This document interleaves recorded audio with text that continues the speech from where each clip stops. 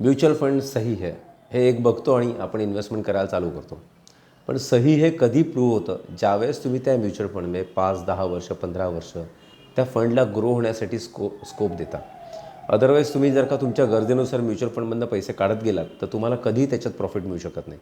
In fact त्याच्यामध्ये F डीपेक्षा एक profit कमी मिळेल. कधी कधी तुम्ही लॉस पण बुक कराल. सो म्युच्युअल फंड सही आहे या ॲडच्या शेवटी पण एक ॲड असते, लाईन असते बेसिकली, की mutual funds are subject to market risk. Please read all documents before signing. हे सगळ्या गोष्टी आहेत ना, या एवढ्या फास्ट बोलल्या जातात ना की ते तुम्हालाही कळत नाही की आपण ते काहीतरी ऐकलं आहे म्हणून. सही हे एवढं सगळे ऐकतात. सर फक्त म्युच्युअल फंडची इन्व्हेस्टमेंट सही आहे ही टॅगलाईन चुकीची आहे. बट म्युच्युअल फंड सही आहे along with other investments he tagline बरोबर आहे. म्युच्युअल फंडबद्दल थोडंसं सांगतो मी आता. एक बेसिक 3-4 प्रकारचं त्याच्यामध्ये ऑप्शन्स असतात. वन इज लिक्विड फंड, जो आपल्या बँकेच्या सेविंगचा जो रेट असतो त्या पद्धतीने त्याच्यात तुम्ही पैसे पार्क करू शकता. तुमच्या गरजेनुसार तुम्ही पैसे त्याच्यातनं काढू शकता, ट्रान्सफर करू शकता, सगळं करू शकता. Risk 0%. Other is debt fund. Debt फंडमध्ये तुम्हाला जे नॉर्मल एफ डीला रेट मिळतात, LIC पॉलिसीला मिळतात, PPFला मिळतात, तशा पद्धतीचा रेट मिळू शकतो. थर्ड इज हायब्रिड फंड किंवा बॅलन्स ॲडव्हान्टेज फंड, ज्याच्यामध्ये डेट आणि इक्विटीचं एक सर्टन कॉम्बिनेशन असतं आणि तो एक फंड खूप चांगला परफॉर्म करतो. याचं बेसिक रिझनच असतं की मार्केट कोलॅप्स होतं, त्यामुळे म्हटलं फंड मॅनेजर वेगवेगळ्या पद्धतीची डिसिजन्स घेऊ शकतो. वाढलं की ते डिसिजन्स चेंज होऊ शकतात. त्याच्यामुळे तुमचा प्रॉफिट किंवा लॉस हा थोडासा तुमचा रिझनेबल असतो. आणि लास्ट बट नॉट लिस्ट, जे सगळेजण सही आहे म्हणतात, ते इक्विटी फंड.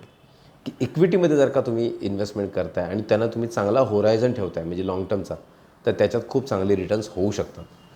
आता हे सगळ्यांसाठी होतात का? सगळेच म्युच्युअल फंड जर का 20 वर्षासाठी गॅरंटेड परफॉर्म करत गेले असते तर तुमच्या बँकेचे FD, LIC policy, PPF account, gold investment हे सगळं बंद पडलं असतं. तर तसं होत नाही. काही फंड परफॉर्म करतही नाहीत.